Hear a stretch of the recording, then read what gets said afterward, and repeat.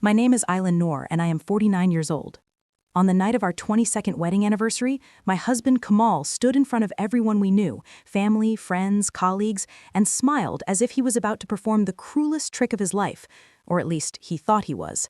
He raised his glass and said, "Tonight isn't just a celebration, it's a new beginning. For me." People laughed. They thought it was a joke. It wasn't. He turned to me, his eyes fixed, and said words that made my heart freeze. "Ayla, I want a divorce. You should pack your things and leave my house by tomorrow morning."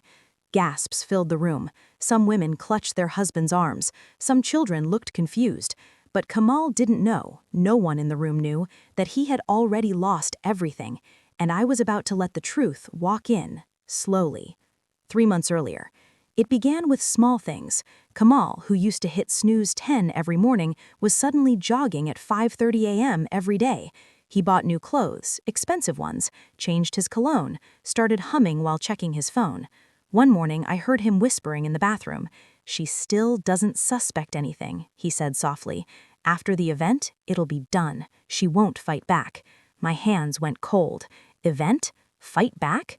I stood frozen behind the door, heart pounding.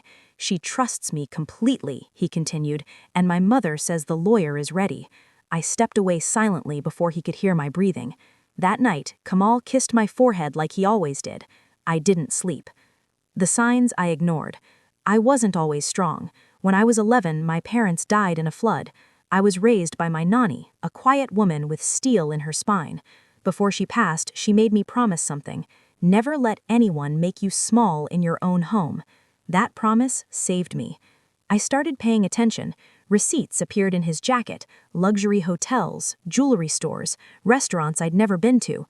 One receipt froze my blood. $6,500, event management services. Why would he need an event planner? When I asked casually about our anniversary, he smiled too quickly. "I want to surprise you," he said. "Big celebration, you deserve it."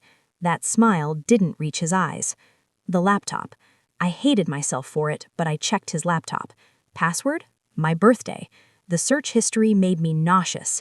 How to divorce wife fast. Can husband claim wife's inherited property? How to hide assets before divorce. Is humiliation legal grounds for settlement? I sat there staring at the screen until my legs went numb. He wasn't just leaving me, he was planning to break me. The other woman. 2 weeks later, I saw her. She was young, maybe 26, worked late with Kamal. She laughed too loudly at his jokes, touched his arm when she spoke.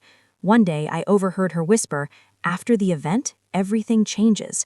She didn't seem confident, just reckless. I called Zara, an old university friend. She listened without interruption. Then she smiled, calm, dangerous.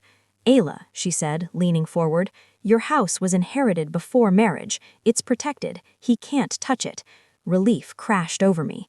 "And if he's spending shared money on an affair?" I asked. She shrugged. "He'll pay it back, every rupee." The inheritance. A week before the anniversary, I received a call from London. My estranged father's sister, someone I barely knew, had passed away. No children, no spouse. She left everything to me. Property, investments, accounts. Total value? Just over $3 million. I laughed. Not joy, not relief, justice. The night of the anniversary. The hall was decorated in gold and white. A banner read, "22 years of love." What a lie. Kamal glowed. His mother sat proudly in the front row. The other woman stood near the back, pretending to be just a colleague. Cameras recorded everything. I made sure of that. He took the microphone. "I stayed because it was comfortable," he said, "but comfort isn't happiness." He looked straight at me. "Ayla has been a good wife, but I deserve more." Whispers, shock. "I want a divorce, and she'll be moving out." He slid papers on the table. "Sign, and we end this peacefully." The truth walks in. I stood. The room held its breath. "Thank you, Kamal," I said softly, "for finally telling the truth." I turned to the crowd. "The house he's throwing me out of? It was inherited from my grandmother. Only my name is on it." His face collapsed. "And the money he's been spending on another woman? I have receipts." Gasps. Cameras clicked. Phones raised. "And one more thing." I paused, letting it hang. and I am now the sole heir to an overseas estate worth over $3 million. His mother screamed. The other woman ran out crying. Kamal couldn't speak. I smiled, a quiet, victorious smile. Sometimes, I whispered, mostly to myself, the truth is the most beautiful revenge.